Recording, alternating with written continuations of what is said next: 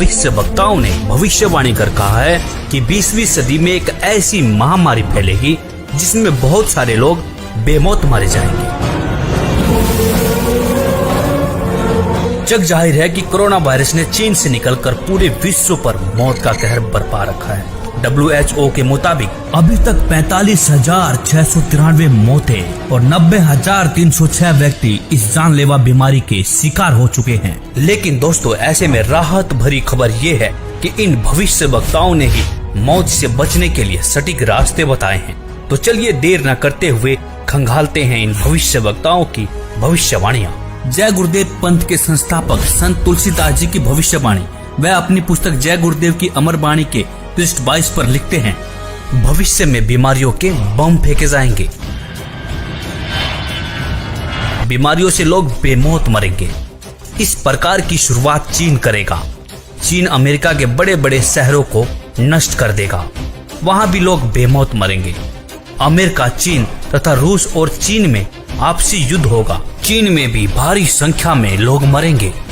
चीन की बची आबादी को भारत शरण देगा। आगे चलकर गृह युद्ध छिड़ जाएगा, तब जान बचाना मुश्किल हो जाएगा। अन्न और दवाइयों की कमी पड़ जाएगी। मेरी बातों को आप हंसी मजाक मानते हैं तो मैं आत्म कल्याण का काम करता हूँ। आप मेरी बातों को अभी न माने, जब सामने आएगी तब मानना। फिर आगे पृष्ठ 31 पर लिखते हैं, बाबा जय गुरुदेव की घोषणा सन 1972 में। आगे विश्व युद्ध होने पर भारी नुकसान होगा, लाशें पड़ी रहेंगी, उठाने वाले नहीं मिलेंगे। चीन, पाकिस्तान, अमेरिका आदि मुल्कों से विषैले बम फेंके जाएंगे। अधिकांश बम भारत की धरती पर उतार लिए जाएंगे। कीटाणु बम फेंके जाने पर बेगुनाह इंसान, जानवर, पक्षी आदि सब मरने लगेंगे। तो भारत का एक फकीर ऐसी जबरदस्त उल्टी आंधी चलाएगा कि उसमें हाथी भी उड़ता नजर आएगा। तेज हवाएं सभी कीड़ों को उड़ाकर वहां से ले जाएंगी।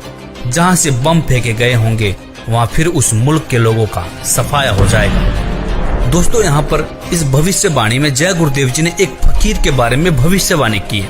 उन्होंने कहा है कि एक ऐसा भारत का फकीर, एक ऐसा संत उल्टी आंधी चलाएगा जिसमें तेज हवाएं बहेंगी। जितने भी बम फेंके जाएंगे वह सारे उनकी धरती पर चले जाएंगे और वहां के लोगों का सफाया हो जाएगा। तो दोस्तों, देखना यह है कि वास्तव में वह फकीर कौन है।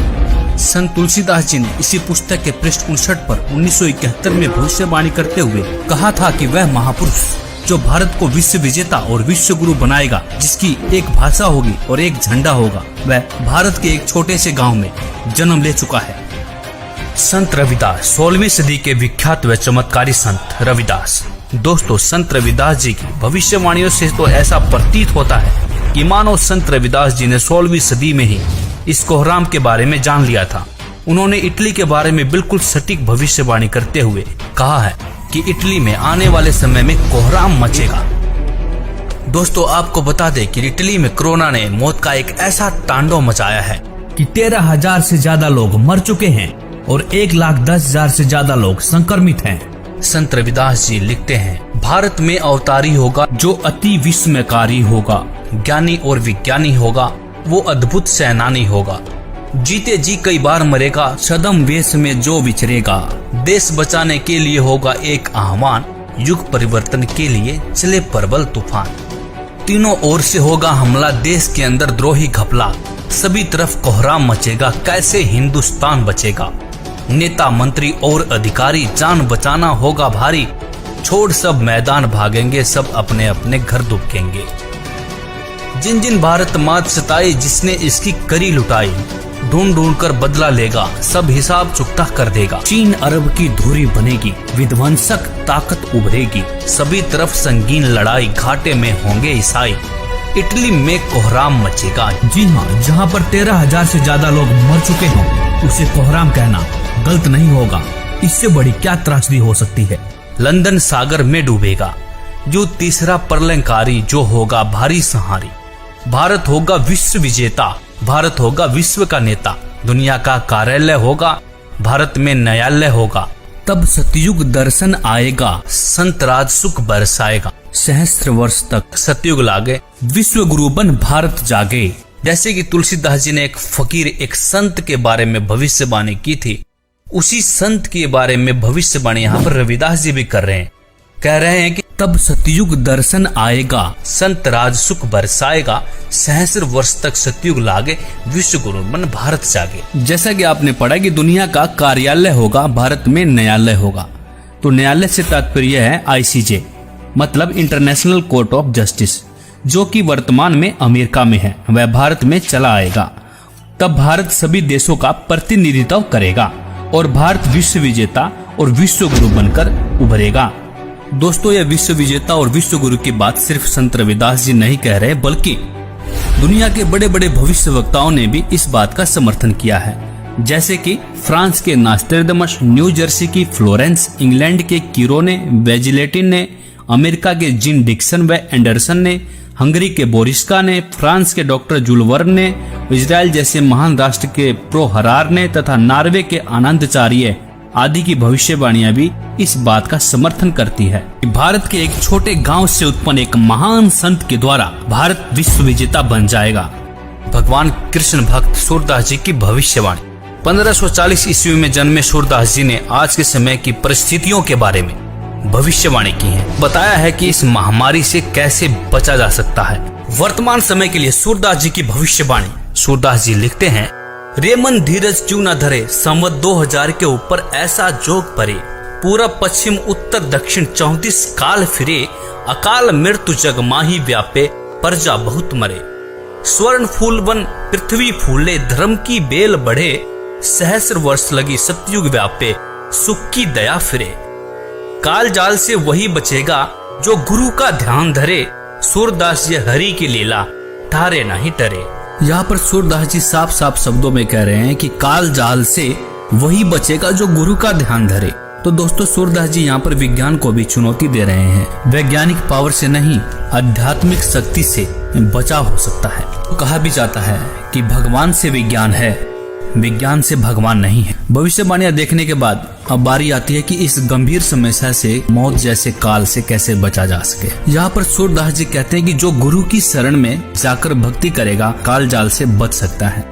तो इस भविष्यवाणी की सच्चाई को परखने के लिए हमने भारत के प्रसिद्ध गुरुओं की विचारधारा को खोजना शुरू किया तो पाया कि लगभग सभी बड़े बड़े तिलकधारी, कथावाचक, मंडलेश्वर व महामंडलेश्वर, धर्म की रक्षा करने वाले धर्म गुरु अपने भगवानों से विश्वास खोए हुए वैज्ञानिक टिप्स देते हुए नजर आए। किसी धर्म गुरु को अपने इष्ट देव पर भरोसा ही नहीं देखने को मिला। लेकिन ऐसे में हमें संत रामपाल जी की विचारधारा मिली।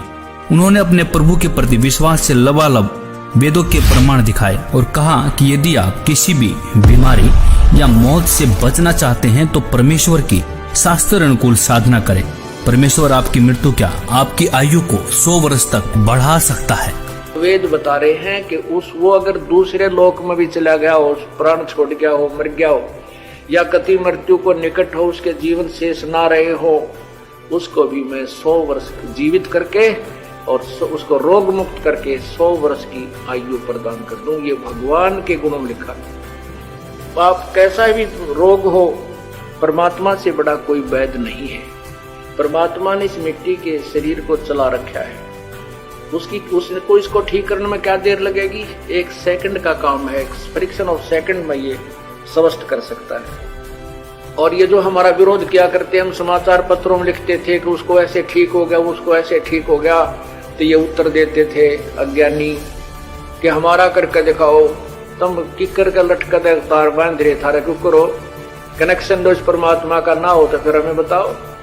विनम्र होकर के विधिवत साधना करो परमेश्वर की। जो भगवान के गुणों में लिखा वो नहीं मिलेंगे तो फिर अब साधना करने का लाभ क्या? तो पुण्यात्माओं, यहां ना जाने बिना गिनती के इतने दुख दूर हुए, कैंसर तक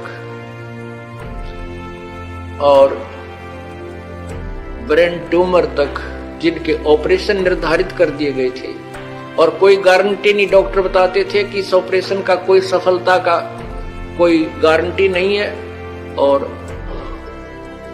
ये पीड़ा कुछ समय के लिए बंद हो सकती है।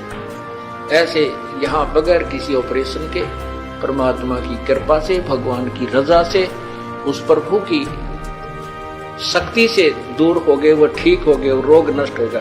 इसी का प्रमाण आपको ऋग्वेद दे रहा है कि परमात्मा पूर्ण ब्रह्म पूर्ण परमात्मा की साधना करने वाले की भगवान उसकी मृत्यु भी आ गई हो, उसके सांस भी शेष ना रह रहे और वो मर भी गया हो, उसको भी जीवित कर सकता है। ये देखिएगा ऋग्वेद, ये देखिए नीचे ऋग्वेद भाष्यम और दशम मंडलम, और यहाँ देखिएगा 161 नंबर सूक्त है, जिसको अब यहाँ इसके 2 नंबर, ये संस्कृत है, 2 नंबर मंत्र की। इसमें क्या अनुवाद किया है, इस संस्कृत का अनुवाद इन्होंने किया है, यदि रोगी की अक्षीण आयु हो गई हो, यदि वह इस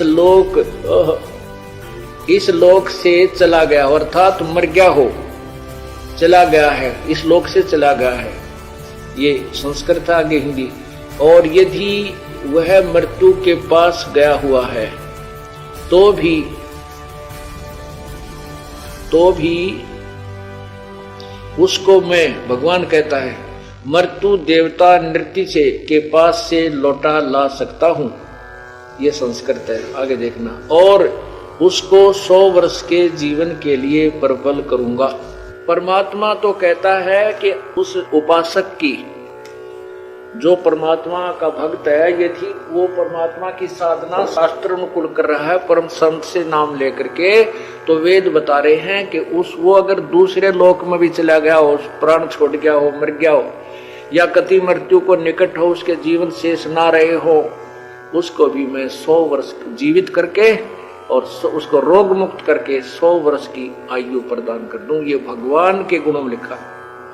दोस्तों, इस विज्ञान के दौर में संत जी का दावा वाकई में हमें अचंभित करने वाला था। फिर क्या था, बाबा की इस सच्चाई को सामने लाने के लिए हमने पड़ताल करनी शुरू कर दी।